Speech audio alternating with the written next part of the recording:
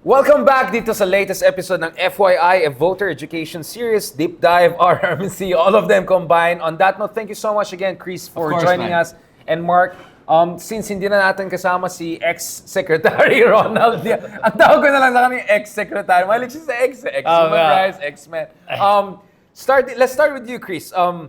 Kailangan na ba ng people power, kumbaga ngayon? Kasi grabe ng garapalan na yata nangyari. So all of the conspiracy theories were apparently true. There's really a conspiracy to really prevent even a trial from happening. Akala ko gusto ni SARA, bloodbath, confidence sila, they got the number. Now, it looks like they're even scared to have a trial to begin with. Yeah, I don't blame them for being scared kasi the evidence is very strong against Sara Duterte at saka kahit naman ng sinong DDS troll dyan, hindi mo madedepensahan talaga yung mga ginawa niya, yung paglustay niya ng pera galing sa kaban ng bayan. Imagine mo to pag natuloy nga yung trial na yan, bank accounts are gonna be open. The other day, one of the verified sa editor ata ba yun, made a deposit again to that Sara Duterte, Rodrigo Duterte account. At nakapag-deposit pa ulit hanggang ngayon. So buhay pa yung account.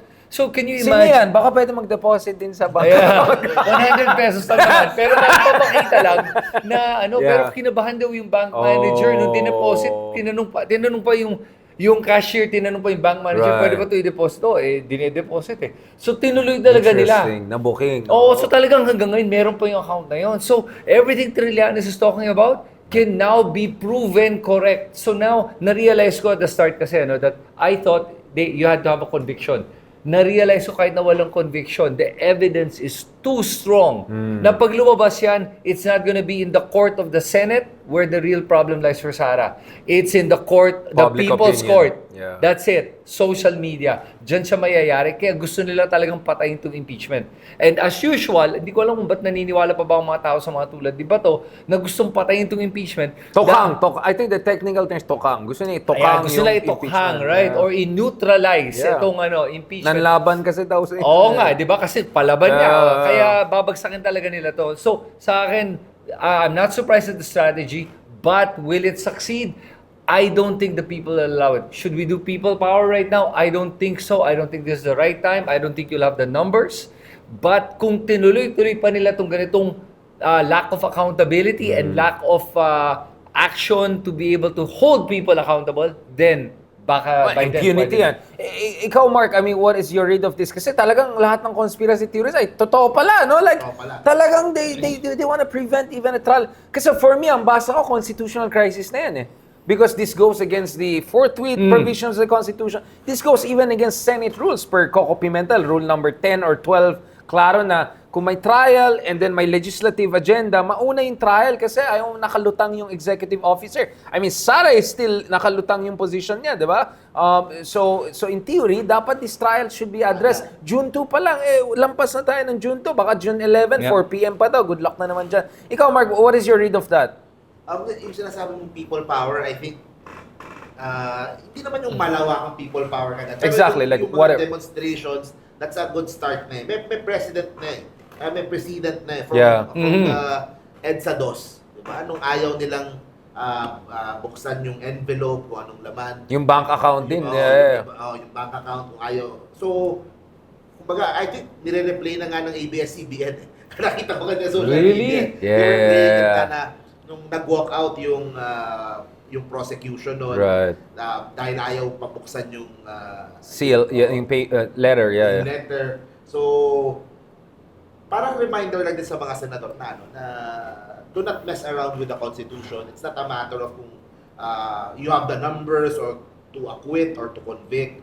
Diba? Kailangan matuloy yung trial dahil yun yung nakalagay sa batas. Dahil impeach si Sara Duterte. At kasi if they do that, kung patayin nila ng ganon, diba, what is stopping future impeachments na ganon lang din papatayin? Kung ganon lang pala kadaling papatayin yung mga impeachments in the future. Or what is the legitimacy of Senate anymore, right? Yeah. Kung garapalan lang, di garapalan na lahat, diba? Not just that, pag hindi na tinuloy ito talaga, now you're gonna see that walang interest ang ating Senado para protektahan ang taong bayan, ang konstitusyon at ang pera na galing sa kaban ng bayan. Nakikita mo that they are now saying, screw accountability, wala kaming pakialam, alam namin magnanakaw itong mga to at okay lang yan.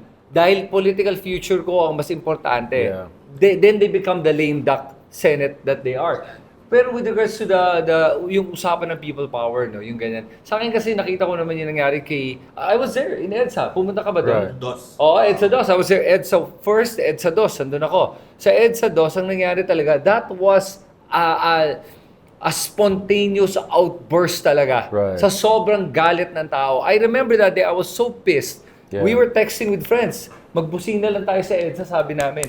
And as we were honking our horns, nakita na mga ibang kotse nagbubusina, and then people are like turning on their hazards. Biglang, sabi ko, saan ba tayo pupunta? Hindi namin alam. Tara, punta tayong EDSA. And suddenly, when we got to EDSA, a lot of cars were there. Bumaba na kami ng kotse, and then we started like, just causing a rally there. And that's how Spontaneous, it happened.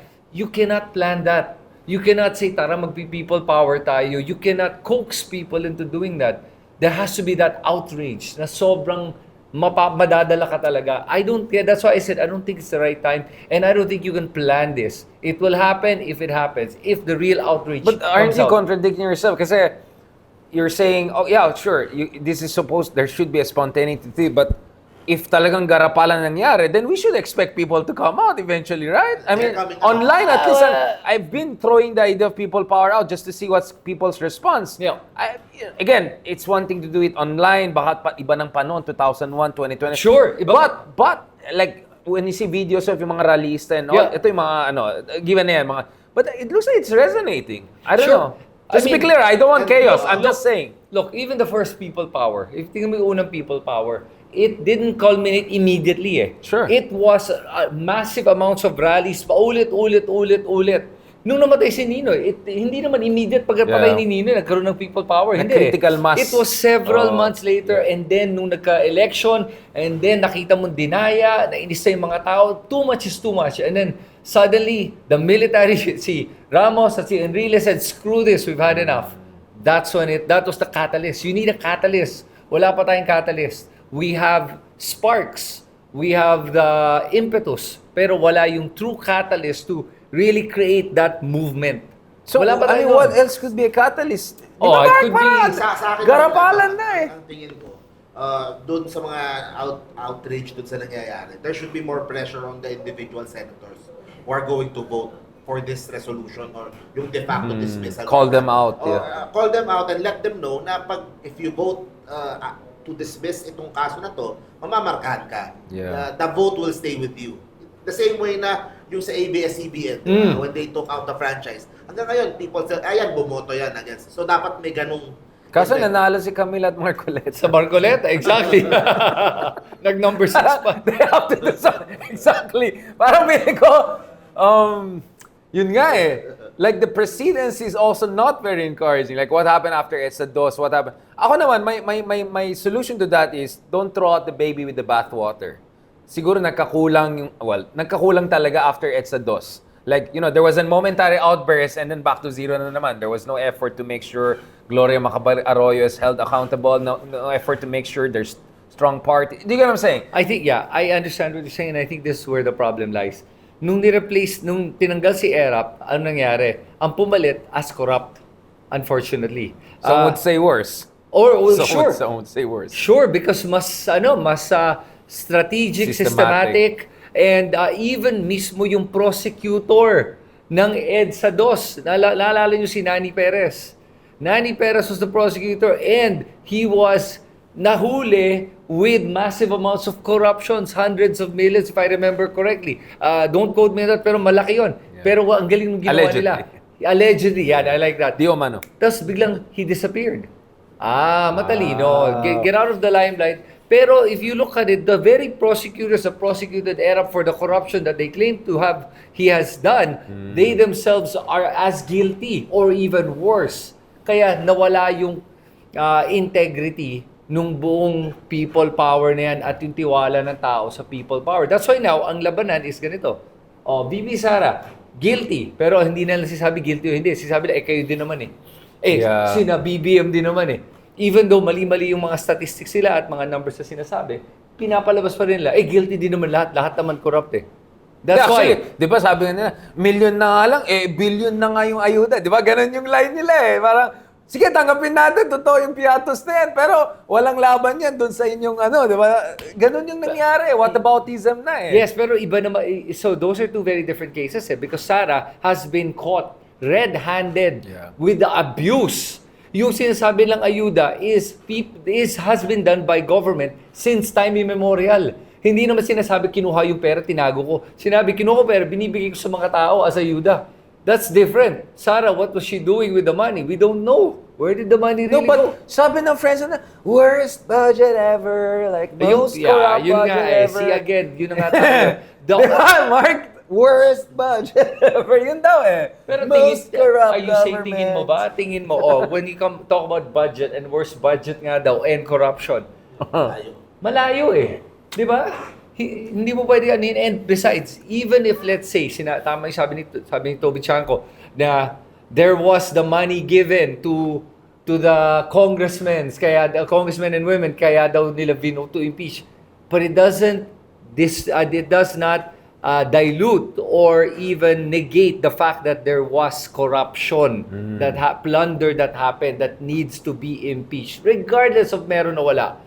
Yun lang yun eh. They keep forgetting that fact, and the problem is, si BBM and his people are not pushing that narrative na, totoo namang corrupt eh. Kahit sabihin mong may binigay na pera, hindi, talaga namang ibibigay yan sa congressman, talaga namang may pork barrel assignments and mga yan eh. And it doesn't mean it's going to their pocket. It means it's going to projects, going to people, wherever it's supposed to go. Yun lang yun. So where's the problem with that? That's something that even Duterte did. Even Duterte was guilty of. Chris, I don't know if it's because Ronald Llamas sat here. It's the Ronald Llamas spirit, di ba? Yung parang 100% sure what I'm saying. Like, wait. No. But I see where your skepticism is coming from, and that's the bathwater to me eh. Wala kasing follow-through after EDSA, na hijack yung EDSA, daming mga kalokohan nangyari.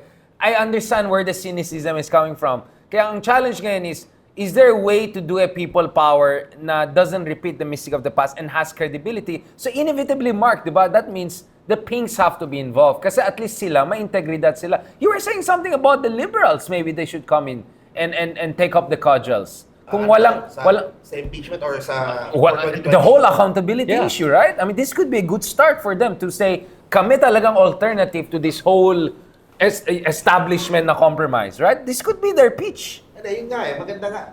Parang ngayon nga yung pinks ng pinaka nagpo-push dito sa not so much nga, hindi na ganun kainit yung sa admin side eh. Yung mga tao parang nag-give up na side.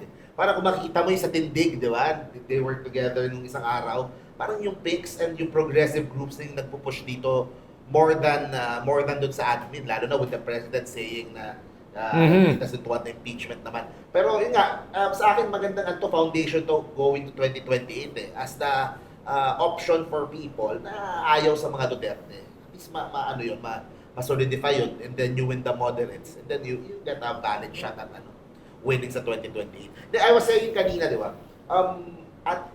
As we head near to 2028, magkatalunan yung mga kakampi ngayon ni BBM going to PDP, going to SARA.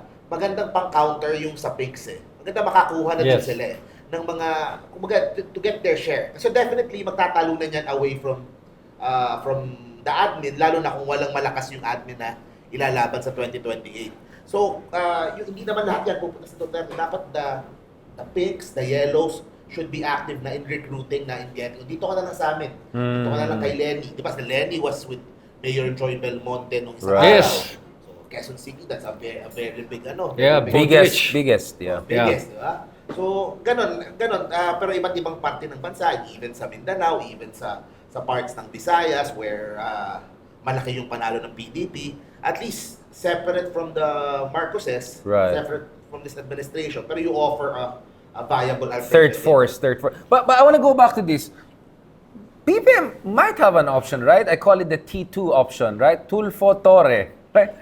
TULFO ba can you consider TULFO ba aligned No, talaga? he might not be admin, but I think he won't turn down a potential, if BBM offers him support, right? All right. Rafi.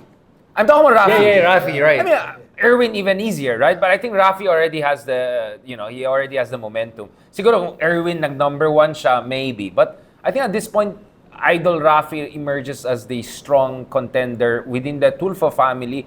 Hindi rin nakapasok. Say good morning. No, but and then TORRE. I mean, people are like the idea of a former PNP chief becoming a national figure. We saw that with Lacson, but TORRE is even more charismatic than Lacson. He's more engaging. Yep. I mean, we can see it online. Everything he posts about TORRE, grabe yung reaction, whether it's positive, negative, but mostly positive. I see, like natural. He's a natural, and even Pinks like him, right? Like so. Yeah.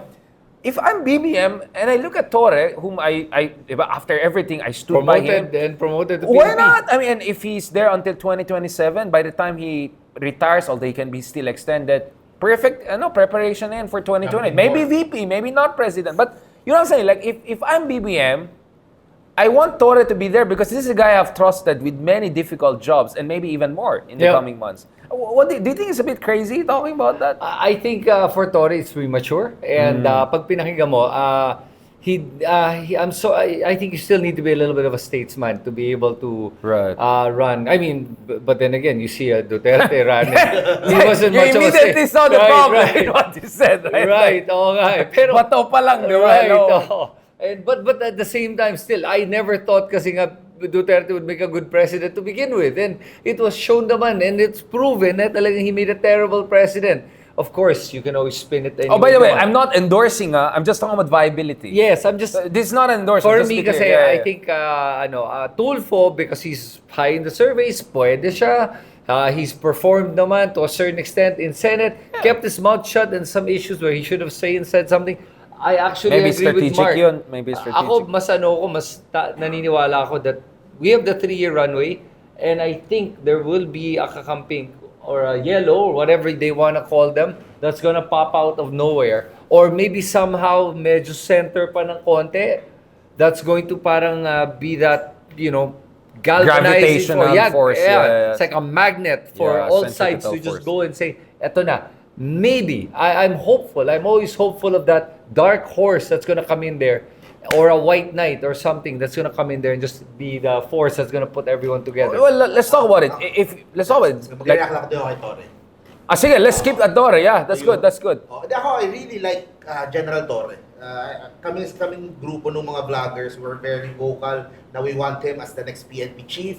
Yeah. And it shows naman ngayon why. Diba? Nagpapakitang gila siya. Yes. Yung 3 to 5 minute response. Alam mong lalo na ang perceived weakness ng Marcos admin daw is peace and order. Yun ang parating Right. daw sa Duterte Good point. na time. Although nung Duterte time, puro patayan, puro Kaya nga. ogo. Pero anyway, yung perception ng tao importante. And TORRE fits that. And saktong-sakto din nga as jumping board if he wants to run for public office sa 2028. National At ang level, sinasabi ko yeah. parati, yan ang kulang ni President Marcos. Wala siyang binibuild up na sariling tao from the bottom up.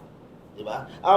Unlike si Duterte, meron siyang bongo, bato, na talagang binild up niya na they wouldn't become senators kung hindi sila Not him, yeah. So yung loyalty nila, kahit wala na si Duterte, si Pangulong Marcos wala siyang ganun eh. Yeah. Kung tutusin, itong si TORRE pa lang na talagang na-build up from kanyang pwesto hanggang na-promote. So, TORRE is mahaba yung future for public office. Pero with that being said, sa ngayon, ang stand ko pa rin, we still would need an alliance between the TULFOs And the Pinks.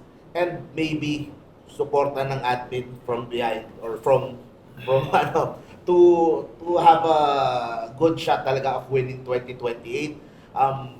Senator Risa is done a very good job leading yung opposition so far. Yeah. Pero sa ngayon, ako mas leaning towards din si Senator Bam.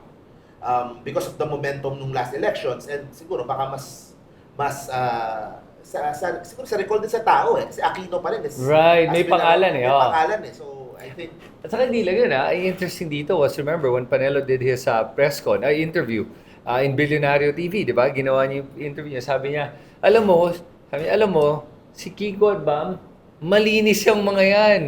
Walang bahid ng korupsyon. Siya na nagsabi, walang kaano-anong sobrang okay ang mga yan. So what's interesting for me is, weird lang na ginawa yun ni Panelo, pero at the same time, nakikita ko talaga yung Hindi, mga ganyan DDS. talaga mga DDS.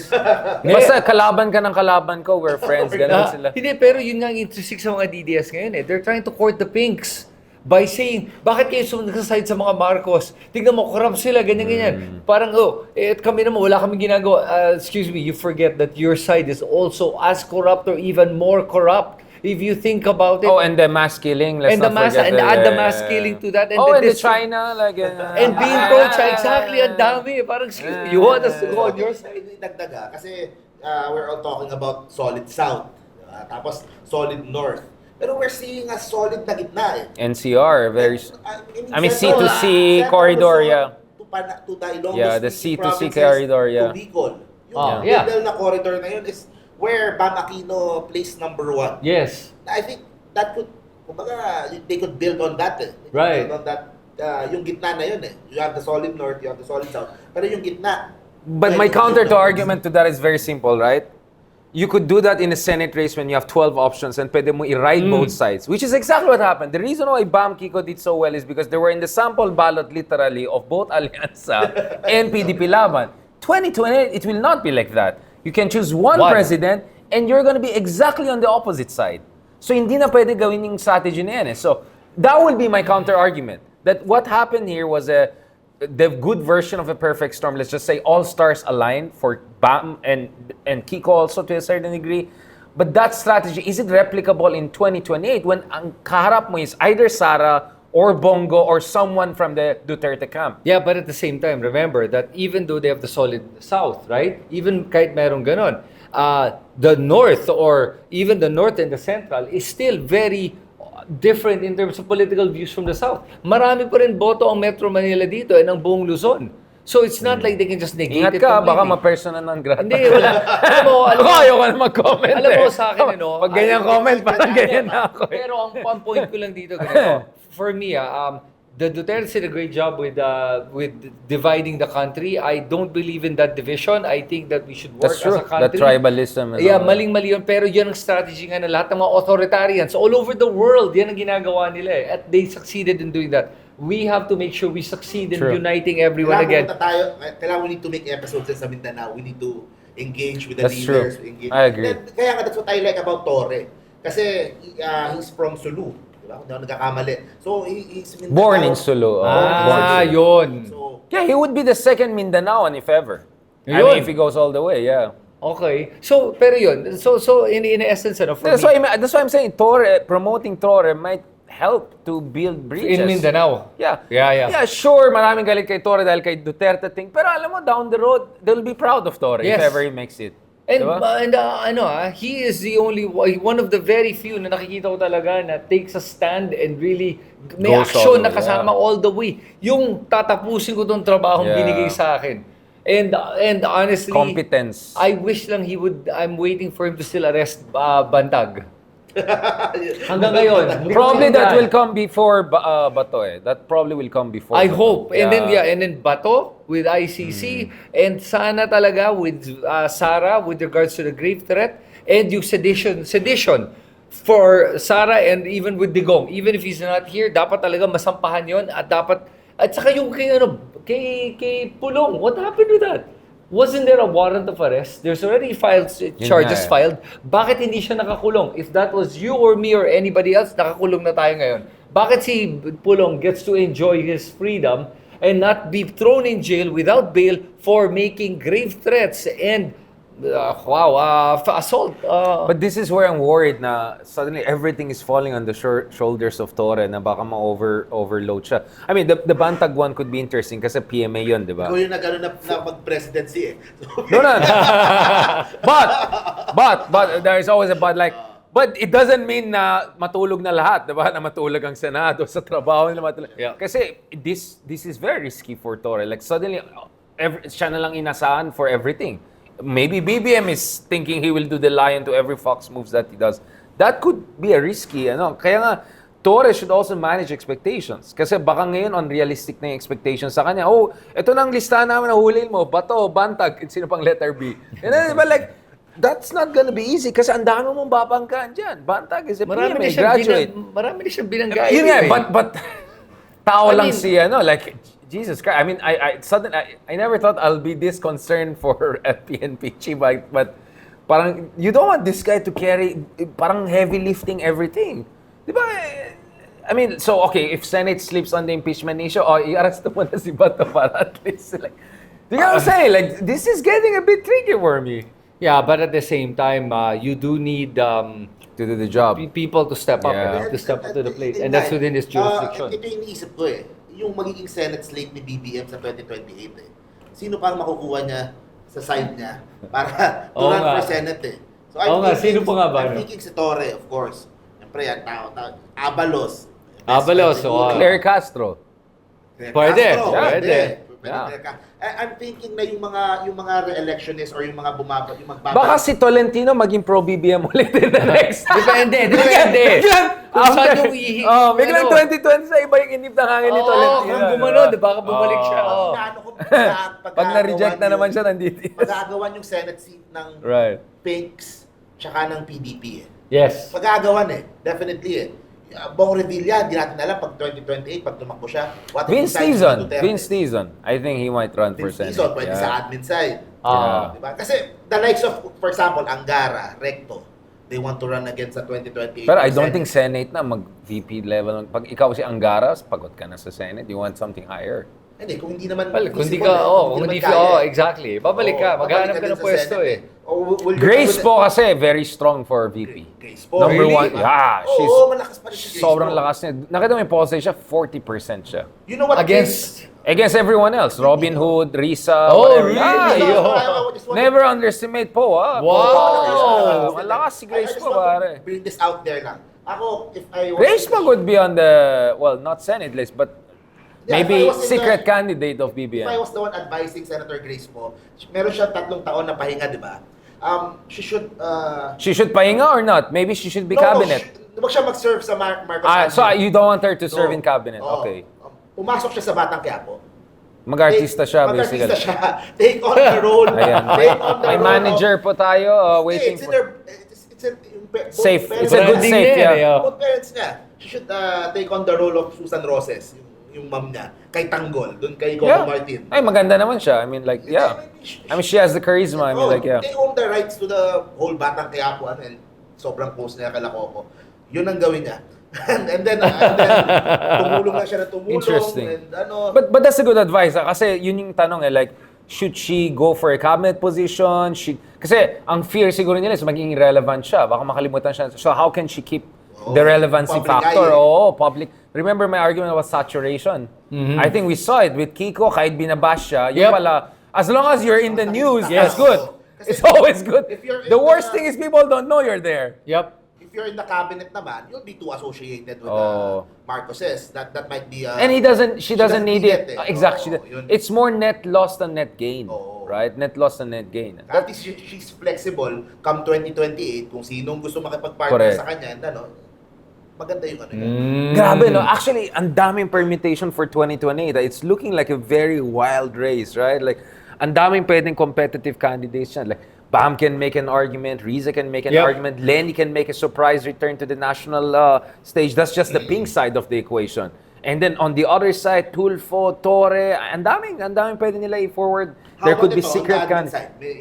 Mini-float din ako sa vlog ko kasi kailangan mo kahit pa paano meron kang inaano na for president. How about si Ping Lacson for the admin side? They have to see how he performs in the Senate. Performs. Yeah, At yeah. least kung at the, I'm sure he has ambitions. Yeah. if near the elections na or near the filing or near mababa pa rin, you could just go back to the Senate. And I don't see how Martin Romualdez will not be part of BBM's calculation.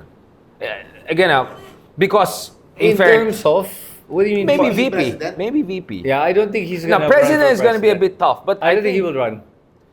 Kasi No. alam naman, he sees the numbers. I don't think he will. At this point. But he will not run for any national position, even Senate. Oh, maybe Senate. After his loyalty. Look at, may 3 years pa Look at his wife, Yeda. Si Yeda is the one from Mandaue. She's the Cebuano one. Matagal nang walang senador from Cebu. Maybe it's time na magkaroon Maybe, sila ng pwede rin. senador. Pwede rin. And she doesn't have the baggage na all the tambalos-los and all the lahat ng binabato kay speaker. So, But what I'm saying, like, if Explore nila. you're Martin Romualdez, your argument would be, we're family, I've stood by you, I've carried this impeachment issue, so on, so on, so on, and so forth. I got 283 votes after everything that happened. Yep. So, and matalino naman si Martin. I mean, in fairness to the guy. Yeah, he is. To protect himself in case SARA. Yeah, exactly. Yun nga. And kaya parang it's not an option. They're riding the tiger na eh. Wala nang option, bro eh. Yep. So, we may have a situation like Arroyo in 2010 na may official team and then my secret team. You know, like, it could be like that. Oh, and then there could be even tactical coalition with the other side. Let's say Lenny or Reese or Bam is so good in the service, Yep. viable, ganon. Although some are saying maybe Bam will just run independent. Basically, his line would be, "It worked for me. Why not stick to the same form? I'm just gonna go my own thing, right?" PNP naman siya. Yeah, and bata siya, di ba? He could be the fresh face, Yeah. Nothing to lose din. buff Bam, di ba? Buff Bam. Mahati-hati yung Buff Aquino. Buff Aquino, yeah. Mahati yung vice Ako president. nagbago dyan. Buff Aquino. He has 2 years to like really, di ba? Talagang go all in. And I was saying this din kanina na sa 2028 na hindi naman kinakatakot pero I think isang possible din mangyari. What if the INC wanted to go for the VP slot? Marcoleta. Ilaban nila sa Marcoleta. Yun ang condition nila. You want us to support you They have a for point to make, presidency? yeah. Get Marcoleta I won't for surprise. VP. Number 6 siya nung senatorial. With the pinks? No. No. On the other side. Okay, yeah. Ang Okay, problema, okay. babanggan mo dyan si Robin Hood, babanggan mo dyan. Ang dami nagpo-position Dami eh. ba? Yeah. Pero meron siyang lock command votes. Oo. Meron siyang lock, how many that may be, di ba? Kung ilan man yon. Yun ang difference. Tapos, you lock them in, simula pa lang ng campaign. Unlike yung nangyayari ngayon na they endorse sa dulo na. Simula pa lang ng campaign, locked in mo na yung grupo nila. So, may ganong... Si Amy rin, babanggan mo dyan. Nagpo-position Wala din naman si sa... Amy. Yun nga, baka mahati-hati. Yeah. Si Ivy, Actually, baka magulo yung Duterte camp, pare. For Yeah. VP. Magulo yung Even Duterte camp. between Bongo and Sara Duterte. Yun pala, magulo na eh, yeah. Oo. With Sara Duterte, with Harry Roque, Bongo, with Panelo. Oo. Kita Gulo. mo na yung infighting Actually, magulo yan. Pinakamagulo. Like, BBM's option is sino yung mga viable. Sa Duterte camp, sa Doming viable, mag-away-away yan. And then sa opposition. agawan yan. So actually, it's looking very interesting. So let's just end on that note. Baka we throw more controversial names into the game, tapos sisisihin na naman tayo. Kayo kasi nilalagay niyo yung pangalan niya.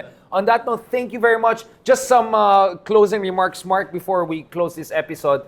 What do you think is important for us to look for in the coming days and weeks, and also in terms of long term? Anong gusto mong makita sa ating politika? So short term is obviously the impeachment the issue. impeachment. Do you think magkakagulo na tayo by the end of this month? Pressure na lang yung mga senador. Individually. Call them out. Oo, call them out.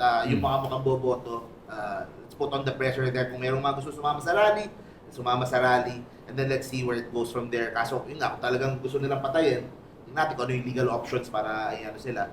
Pero let's look forward to 2028. Yung nga, alliances, let's look at all the options. Let's look at lahat ng mga possibilities kung sino pwede. Expanding sa mga probinsya. Kasi marami yan eh. Maraming mga makakalaban yung mga locals na makakalaban nila is nandun na sa side ng Duterte. Baka makuha ng liberal. Makuha ng ano. So, Yeah. maybe it's time to grow din. And of course, yung ano din. It's the same strategy pa rin. Build on your senatorial balls. Build on your party list. Next generation. Next generation, di ba? Very good point yung kay Jimmy Bondoc. Sabi mo, by the way, happy birthday kay Jimmy Bondoc. Birthday. Back to back sila ni Sara eh. Oh. Bondoc will run again sa 2028. For sure, 100%. For sure. Oo. Ang taas niya. May base na siya eh. May base na siya sa Mindanao. He just needs Yeah. to win sa Luzon. Yeah. Tapos, may mga candidates na, for example, shout out ko din, a good friend, si Bosita. Ang taas nung nakuha niya sa ibang sa like sa Luzon, nagta-top 12 siya sa ibang lugar. So, he might look at another run for 2020. Sure. Ang tanong, saan siya lilinya? PDP. PDP ba? Yeah. Or Busida? Diba? PDP. PDP yan. So, awayan dun sa slot eh. And yung sa pink na side, napaka-importante din na use this opportunity to grow eh. Kung Correct. dati, dalawa lang yung nilaban mo sa 2025, you'll have a full slate by 2028. Yeah. Dahil nakita na kayang magpanalo. Yeah. Ikaw, bro, what do you want to see from BBM in the coming weeks and months? And what do you think should be the game plan for him? I think BBM should have a stronger messaging, stronger united messaging. And nakita naman niya kasi that in the past, kung nagkaroon siya ng strong message, people rally behind him. His numbers go up. Yeah. For example, nung time ng Pogo, he did the Sona Right. speech. What happened after Sona speech? Galvanized support. Suddenly, everyone was proud to be loyalista. Signaling power ni Oo, President. ganda no. yan, Biglang yeah. bam, parang beacon. And then everyone gravitated towards that. So that's one. And then nung binanatan siya ni Sara Duterte with a grave threat at sumagot siya with a press con, sabi niya, kung ang presidente kaya bantaan ng ganito ng isang tao na makapangyarihan tulad niya, paano pang ordinaryong Pilipino? Ipaglalaban ko kayo. Boom! Resonated with the people and that galvanized support. Dalawag speech. Oh, ay dalawang speech. Oh. Yeah. So nakikita naman niya kung what works eh. I don't know Yeah, sayang. Oh. kung why he's not doing that more often. Yeah. Stand up, and people are looking for strength right now. They're looking, and even his own 100%. people are looking for that 100%, na be yeah. the leader. Rally. Yeah, rally us. If you tell us na itong gagawin ko and then you stand by it, we will follow. You see that even in the senatorial balls, ready silang sumunod kung dire-diretso siya, hindi yung urong-sulong na, I don't like this, I like this, bahala na kayo kung ano gagawin nyo, I don't have a control, Yeah. ganon. That weakness, although I'm not saying he's a weak leader, I think he has the political will, he just has to improve the messaging and the perception. Tama na yung kanyang Machiavellian strategy of weak when you're strong and strong when you're weak. It's not working here. He has to now portray strength. Pakita na niya talaga, pakitang gilas. Ito na yung pagkakataon niya. Tigre ng Norte. But short lang, Yes. BBM naman, sa advice ko lang, kay President BBM, please, in the next 3 years, maybe focus on Mindanao. And yung lower half ng Visayas, kung saan, Yeah. if we want to have a decent shot sa 2028, Cebu. kailangan din naman ng Mindanao eh. They've been taken for granted for how many decades. And that's the reason why siguro ganun kalakas Duterte, kasi parang feeling siguro nila napansin na din sila. And so please, maybe To be more seen, big yeah. projects, Mindanao Railway, hospitals, lahat ng pwedeng iba tong projects dyan. The big infra projects lalo, iba to sa Mindanao para at least ma-feel naman nila and because it's the right thing to do. Politically and morally, I think that's the best way to do. At kung may opening sa Bureau of Customs, ready si Mark Amon to take over with Sir Ronald Llamas in the wings. On that very entrepreneurial and application, thank you so much, Sir Mark, for that very good advice to our beloved President BBM. Thank you so much, bro. That was Alright, very good. man. Thank you so much. Maybe enough of Machiavelli. We want more Donald Trump, fighters, Tigre ng Norte on that note. Before I say something that I will regret, let's close this episode, guys. Hopefully by the next episode na nag-usap tayo, hindi nagkakagulo ang bansa natin. Pero sana rin medyo umayos-ayos sa buhay din yung isang kaibigan natin na mahilig mag-microblading. Okay, on that note, thank you very much. God bless and talk to you soon.